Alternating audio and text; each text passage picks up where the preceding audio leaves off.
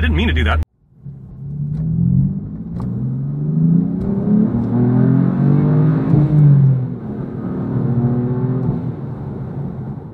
This is a Mercedes E600 Renntech, and this is an amazing rare performance vehicle. And now I'm going to drive it. Doug, you reviewed the E500, and I really enjoyed that review, as I always do with yours. But you know what? I'm gonna one-up you on that because you had the E500. I've got the E600. Oh yeah. So my DeMuro impression aside, this is an amazing rare vehicle, and it is an amazing car to drive. It really floats. It has a boat feel to it that you don't get in a modern car. It just is so comfortable to ride in. And like, it has instant power. You just step on it and it goes. You don't have to worry about it. The old Rolls Royces were advertised as having adequate power. This is a good way of experiencing adequate power because it's more than adequate, and you just have enough. You just know you have power in reserve, that you can do whatever you need to do with this car, and you will be able to get out of any obstacle that's in your way simply by pressing the long pedal on the right under the dashboard. You can take this thing anywhere, and it's got a 3-pointed star on it. This thing's going to run forever. It is a fantastic ride. I'm just so happy I've had the opportunity to drive this vehicle. How often do you get to drive an E600 Renntech? I would wager not too many of y'all watching are able to. The cool thing about this car, though, is you too can drive it because it is currently going up for sale. And I will link in the description below to the sale itself when it goes live. So if you want to own this beautiful silver two-tone E600 Renntech W124, you also can enjoy what I have enjoyed today. You're gonna have to check that out. So one of the really cool parts of this car, though, really is the back seat. It's got these little cubbies here, which they put in because it has real bucket seats. Well, kind of. The back is still kind of a bench, but it really does have bucket seats. I mean, you can see they're gonna kind of hold you in place pretty well for cornering.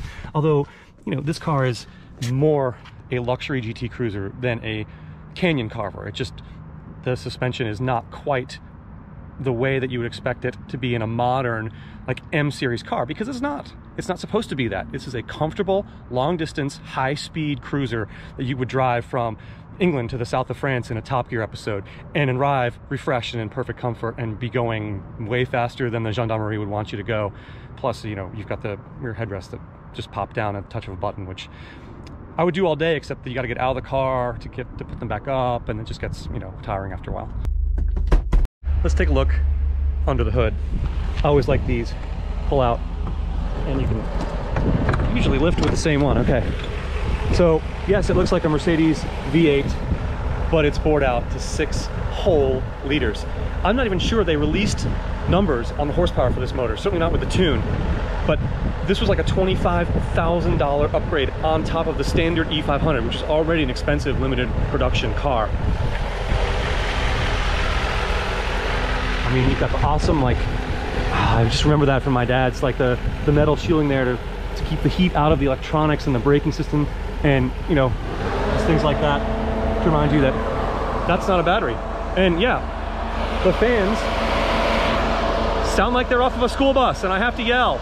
What a great motor, though. It needs all the cooling it can get, for sure. Now, if you're an avid fan of Doug DeMuro, you know that he does quirks and features very, very well. And this car has a lot of them. And you probably saw a lot of them in his video. I always like dropping those rear headrests. But I mean, it's got a snow chain button to tell it when you got chains on. And, you know, a rear window shade. And those were really, really uncommon features back then.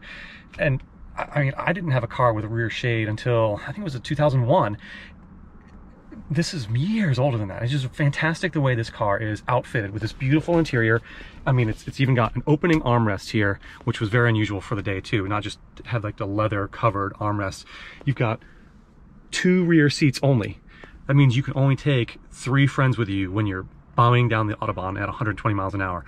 And they get their own storage area in there, which is good because this car has no glove box. They took the glove box. This was the glove box lid. There would have been a handle here that was on the other W124 models, and they put the airbag in there. And if I remember correctly from that time period, they said it would never be possible to have a glove box and an airbag on the passenger side of a car. boy, were they proven wrong. As a matter of fact, I think they did it on the next model of this vehicle, which became the AMG V8 line that we all still know. I guess they still make V8s. Or they, yeah, they do. They do. They're just turbocharged and sound really, really good. Although this sounds good too. Why don't we give this a listen?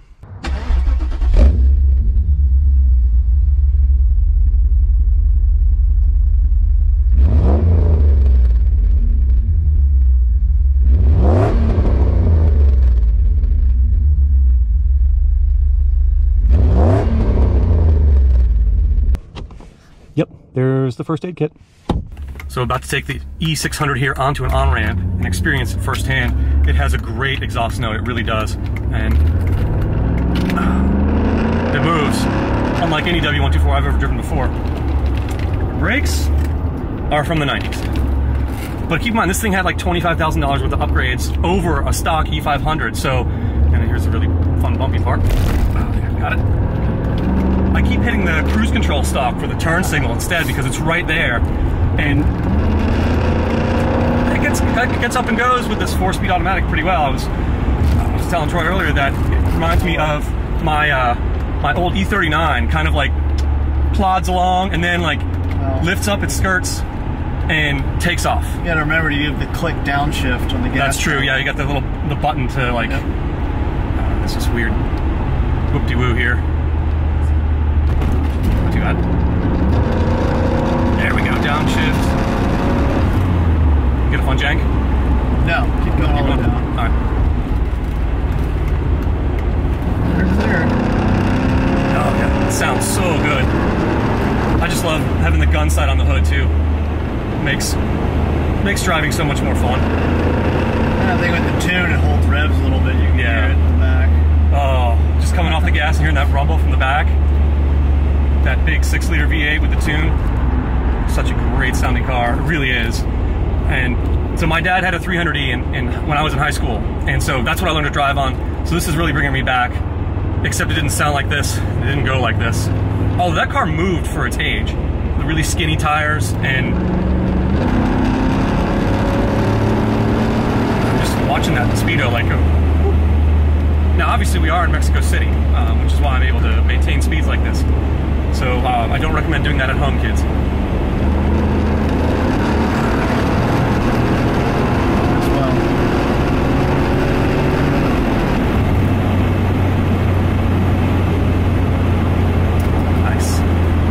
Thing moves. It's just ample power. You don't have to think about it. It just, the speedo just moves like this, like a tack. Fun ride. This is our exit up here? Yeah. Alright, I'm gonna run this court. Because why not? Let's see if we got an easy pass. Bro, I don't know if it's updated. If that one works, yeah.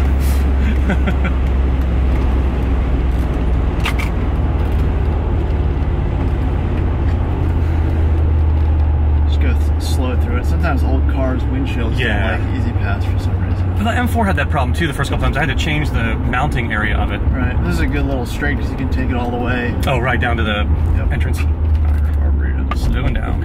Plus, then I get to punch it again, which does not bother me at all.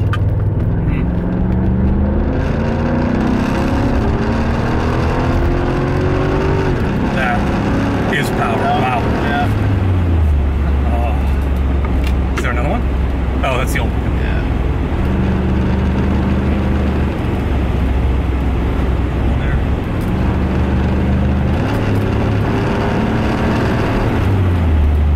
We are in a rusted field, so gotta be a little careful. Love the old school click of the turn signal too. It's just such a good noise. And while I'm at it, gotta do the wiper. Very hub nut, I know, but yeah, the wiper in this car is fantastic. The one blade, mono blade wiper that actually goes out and clears the corners of the windshield as best as possible. Like a cam in it, so it does this. So cool. There, go to that garage. That garage there, okay.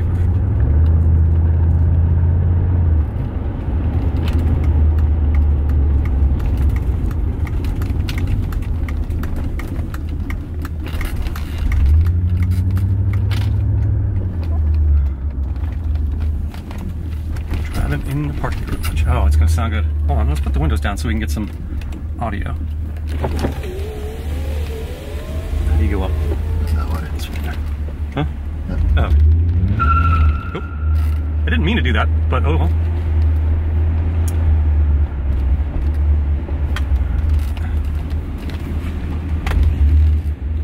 Looks like it has European headlights on it too from the light pattern. It does. Oh, that sounds good.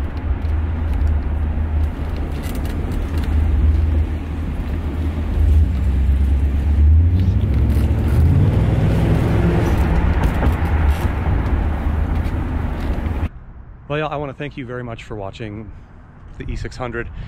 I hope if you're interested in this car, you check out that link I mentioned earlier. It is totally going to be up for sale soon and really should go to a good home. Someone who's going to appreciate the awesome beauty and power of this very, very rare sports sedan and can enjoy it. I mean, you could drive this thing cross country tomorrow and it would be totally fine. Check it out. And once again, thanks y'all so much for watching. I love all the new subscribers.